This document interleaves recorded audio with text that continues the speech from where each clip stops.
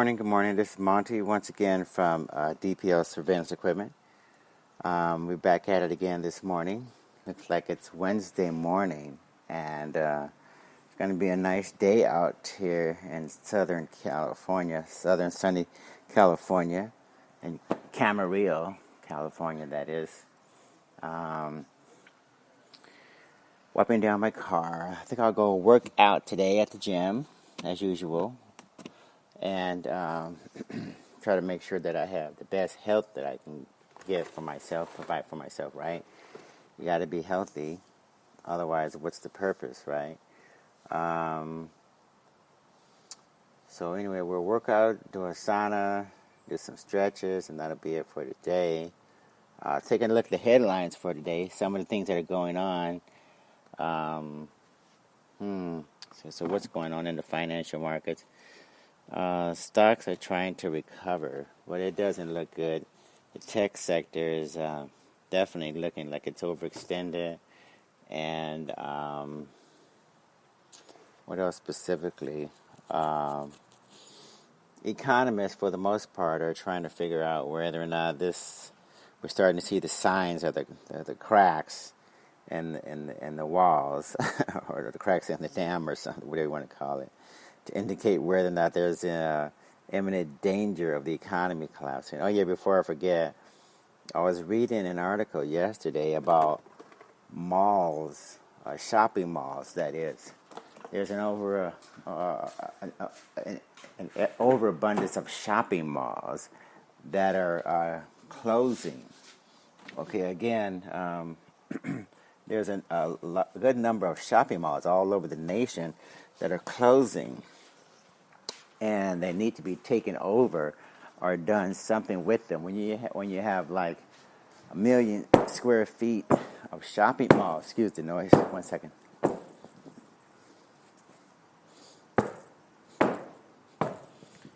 When you have like 1 million square feet of shopping malls, and some of the tenants may be Kmart, Target, whoever they are, whoever these anchors are, if these shopping malls are closing and you have that many square feet going either back onto the market or just sitting there deteriorating, that's usually not indicative of having a booming economy. So again, whoever is telling you guys that this economy is booming, that same person who has the lowest approval ratings of most any modern day or even some of the older ancient presidents of the United States, you really need to be careful what you're listening to, because I'm going to publish this article about dying shopping malls in America and how these local governments are like so hard pressed to find something to do with all this excessive amount of commercial square feet coming back into the market, or just being neglected and abandoned in some cases. So again, you typically don't have these types of things go on when you have a booming economy.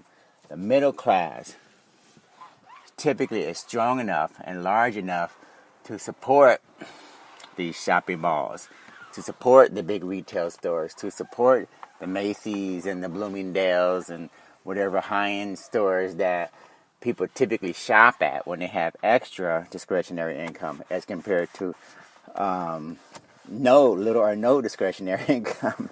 It makes a big difference. I think a lot of people nowadays, especially the younger generations, just don't have any idea or any clue what it means to have a huge, growing and thriving middle class sector. They don't know what that means.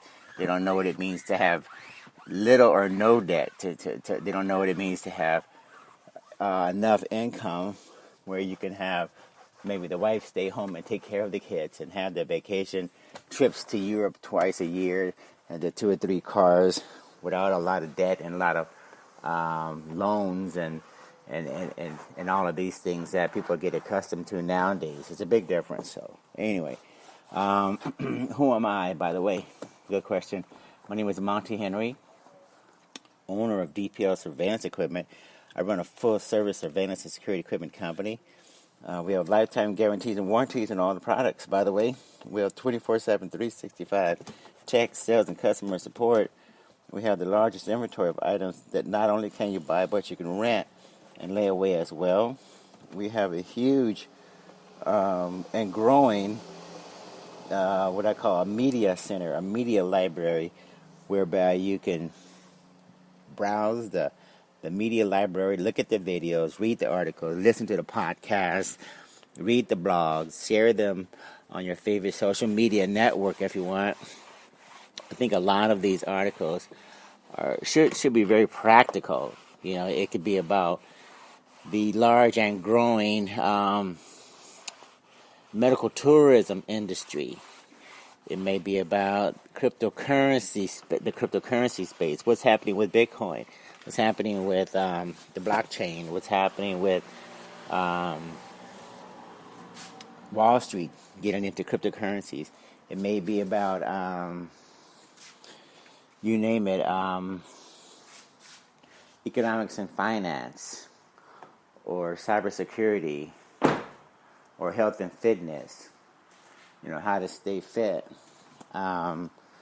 There's a number of things you want to take advantage of. If I were you, I would go over there and check it out as soon as possible. It's all free. Download it, share it, save it, use it. You know, that's what it's for. And we do accept Bitcoin. We do accept Litecoin, Ethereum, and Bcash, by the way, in our shopping cart. And the website looks very, very good. Highly professional. Very efficient, easy to navigate. I have to tip my hat to the developer. Really did an excellent job in terms of making sure that thing works perfectly for people. And if you can think of anything that we can do to make it better, that's fine. We'll be looking at, we can take a look at your ideas as well. Just drop me a line. And speaking of cryptocurrencies, we need to get away from MasterCard, Visa, American Express. Those guys are just a shackle around our necks. They allow too much consumerism as compared to allowing us to be producers and successful producers at that. You always want to have a situation where you encourage entrepreneurship. You encourage people to be independent and sovereign, especially with their money. And the credit card industry makes you a slave. It makes you an indentured slave to the system. Excuse the noise, where you basically never can accomplish much. They're extracting $70 billion at least from merchants and retailers every single year.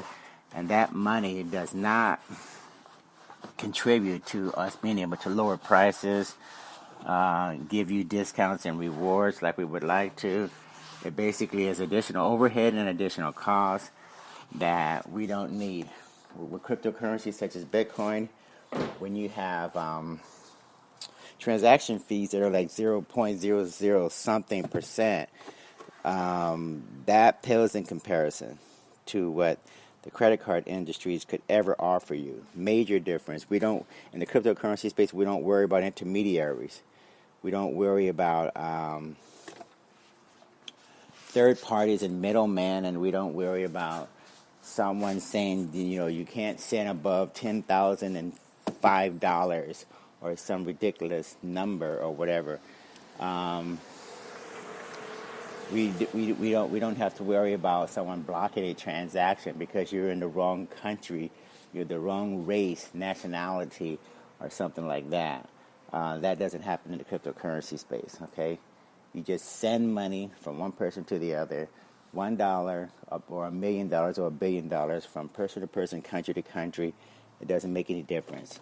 No way of screening and restricting and all of that other stuff. Okay, with Bitcoin, you don't worry about it. Simple and easy.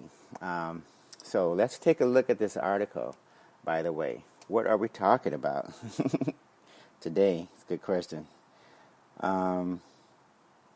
The name of the article is China to join Russian drills and sign of growing military ties. Again, China to join Russian drills and sign of growing military ties. Okay, I'm going to just preface this a little bit, to give you some context. Russia and China, and even other nations, are looking at more and more cooperation with each other. Donald Trump has been pitting one country against the other, has been calling allies enemies or threats to national security, has been imposing tariffs, has been embarrassing dignitaries, including the people in the United States, by a lot of things he's tweeting out and such. So this is alienating the United States. And the United States, with its lack of capital and financial resources because of the $22 billion in budget deficits, the $13.3 billion in $13.3 trillion in household debt, $22 trillion in government debt, $6 billion in corporate debt, trillions of dollars more in unfunded pension liabilities in the public sector and the private sector. So when you add up all of this debt and all of these loans, it doesn't paint a very pretty picture on the international scene as far as our ability to influence and exercise our power in the world economy like we did before. So guess what? China's stepping up. Russia's stepping up and filling the vacuum. Whenever the United States fails to act, fails to respond, fails to be a leader, China and Russia are ready, willing, and able to fill the vacuum. So, and this is no different when it comes to military ties. Okay, let's take a look at the article and see what implications this has as far as military exercises are concerned. The maneuvers in Russia's Far East would take place as both countries' relations with the United States show strains. China and Russian troops began joint maneuvers Tuesday, marking the first time Moscow has invited a country outside a tight circle of former Soviet allies to its largest annual exercises, and offering Chinese generals rare and valuable experience training outside their country's borders. The 5 days of drills in Russia's Far East, near the Chinese border, are also meant to demonstrate the extent to which the two sides are moving beyond symbolic displays of force to coordinate weapon systems and command structures. Washington said the two countries have developed capabilities that could test U.S. military dominance in times of crisis. The military relationship between Beijing and Moscow has gathered pace in the past few years as both countries have seen their relations with Washington deteriorate. Both countries are undergoing intense military modernization and reform, and Chinese President Xi Jinping wants to turn his armed forces into a more expeditionary fighting force. Their exercises with Russia give them access to much-needed foreign experience that is crucial if Beijing wants to establish an internationally capable fighting force, says Vasily Kashin, an expert of Russian-Chinese relations and senior researcher at the Moscow-based Higher School of Economics. Now, as I mentioned before, when you strain relationships with these countries, or any country, coming out of Washington, D.C., this is what happens. People start to lose confidence in you, okay? It's a very competitive environment out there. On a country-by-country basis even, there's competition. Competition for resources, competition for dominance on the world scene, competition for talent, competition, you name it.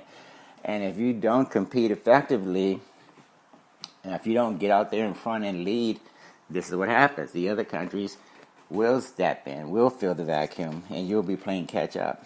And who knows whether or not you're going to actually have the time and the resources to catch up. Once you get so far behind, it's not always possible to catch up. You just end up in a compromised position as compared to where you were before.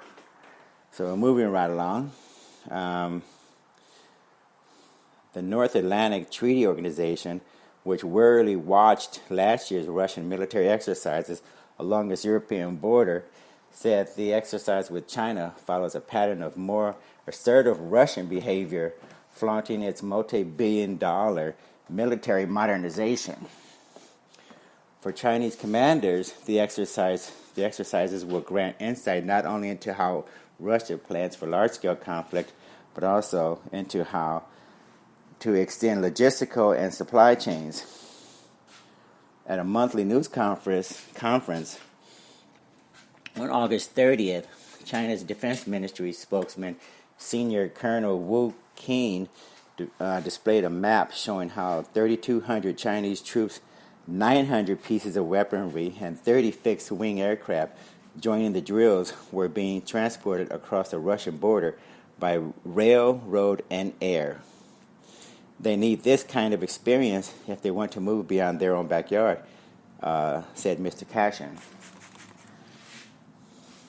Russia and China have participated in joint maneuvers before, but this is the first time Beijing has been invited to take part in Russia's annual strategic exercises that provide training for large-scale conflict. So again, we just want to reiterate that typically Russia doesn't invite China to join in these drills while taking advantage of the opportunity for their aircraft, one country's aircraft, to learn how to land on the other country's aircraft carriers, and vice versa. When they talk about how we're going to handle the command structures, that means generals talking to these troops, the other guy's troops, and vice versa. That indicates that this is at a level of seriousness that hasn't been part of the exercises in the past. So this does indeed seem to be a different, more serious approach, more structured than what we've ever seen before. At least this is what a lot of experts are talking about. Part of the exercise will focus on practicing anti-access capabilities, which both Russia and China have successfully developed within their own spheres of interest, according to analysts, causing unease in Washington. The exercise is an opportunity to prepare for a range of large-scale war and crisis scenarios, said Clint Reach, a policy analyst who focuses on Russian military issues at the RAND Corporation, a think tank. The focus is on the Pacific theater for contingencies in North Korea, for example, but the capabilities tested could apply to a conflict with the West. The White House warned in its national security strategy last year that the two countries are working on how to use weapons such as anti-aircraft and anti-ship missiles to deny America access in times of crisis and to contest our ability to operate freely in the critical commercial zones during peacetime. The Chinese forces participating in maneuvers are from the People's Liberation Army's Northern Theater Command, responsible for North Korean contingencies, among other things. It is one of the 5 such regional commands created in 2016 as part of Mr. Xi's military reforms in an effort to better prepare the Chinese military for external threats. Training exercises last year brought Chinese and Russian air defense teams together, in which they distributed targets and destroyed them in real time. It would be interesting to see whether or not Donald Trump's face was painted on any of these targets to simulate or give the troops the reassurance that they're actually hitting the necessary and required targets. Just a little bit of crazy humor on my part. In other operations, Chinese aircraft landed on Russian naval vessels and vice versa. Additional naval vessel exercises included simulations of Russian warships defending Chinese installations and Chinese ships protecting Russian vessels, Mr. Cashin said. Unlike NATO interoperability, Russian-Chinese cooperation will look more like great power alliances of the 19th century in which militaries fight side by side, he said, rather than member states contributing individual narrow capabilities. So again, NATO, it looks like the way they're set up would allow for more individual states to have very defined roles in a time of war. But when you have the two nations competing side by side, that appears to be a different strategy. The United States and its allies are using the older approach, where anyway, again, you have these narrow responsibilities, and you do this certain thing, and I'll do this certain thing, and that'll be pretty much it. But as far as Russia and China are concerned at this point, they are going all in with each country's capabilities, whether it's the naval vessels, the anti-missiles, anti-aircraft technologies. They are definitely using all of the resources at their disposal to not worry so much about narrow capabilities, but the broader capabilities, the mass number of troops and aircraft and everything that they have at their disposal. Big difference in terms of the roles that are being played now as compared to before. Beijing and Moscow enjoyed close ties in the early 1950s, but fell out later that decade and fought several weeks of border skirmishes in 1969, not far from the site of this week's exercises. Relations began to improve after the Soviet collapse in 1991 and have grown closer in recent years, based in part on mutual admiration. The mutual admiration between Mr. Xi and Russian President Vladimir Putin. So again, we're getting some strange bedfellows that are being developed, and I'm not quite sure whether or not these warm letters that Trump is talking about between North Korean President Kim Jong-il and these various other people who are supposedly giving Donald Trump warm, nice, friendly, strawberry-scented letters that give him the impression, they're supposed to give us the impression that everything is hunky-dory, when at the same time we're seeing massive numbers of troops and hardware and joint exercises on the largest scale we've ever seen. That something's wrong with something. There's some sort of disconnect definitely going on here.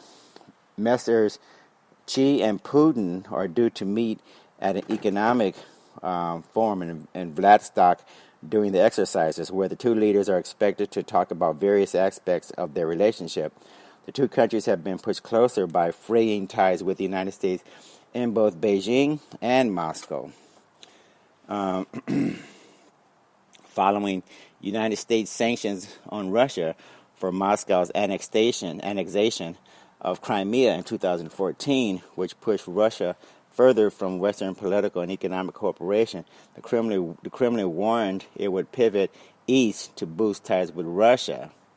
Relations between China and the United States have also deteriorated in recent years, partly due to Beijing's enhanced efforts to enforce its territorial claims in Asia, including its construction of 7 fortified artificial islands in the disputed South Sea.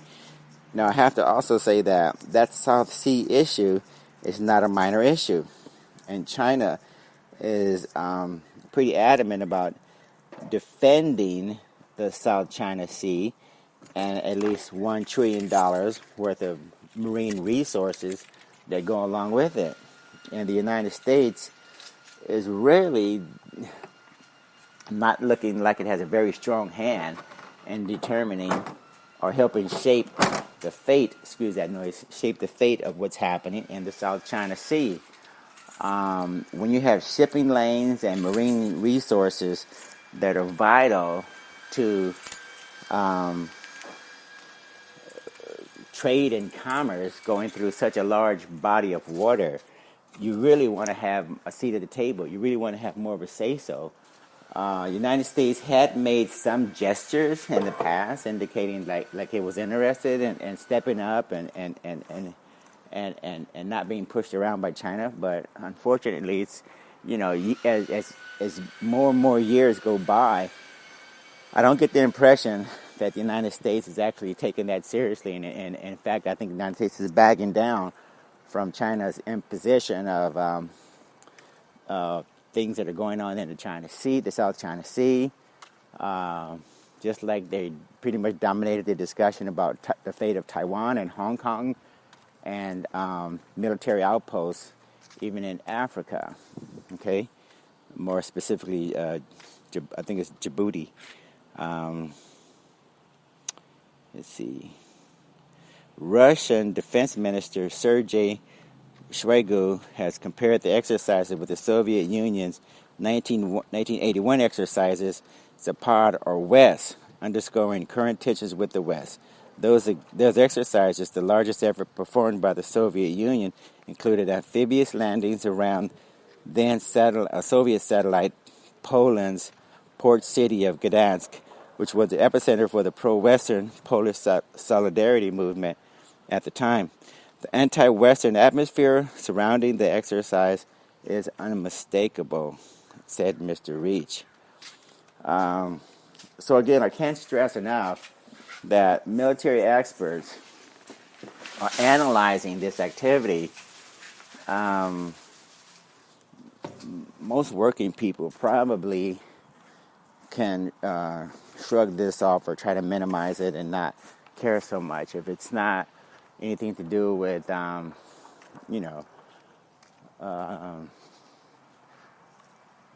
something televised while you're watching on TV, while you're watching your Who's Got Talent or the professional sports games on TV, or some of the things that people are preoccupied with.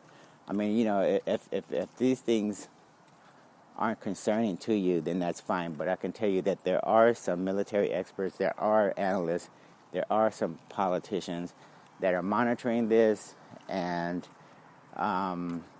this really should be taken seriously, because the amount of money, the amount of military might that these other countries have really does play a vital role in determining who can do what on the international scene.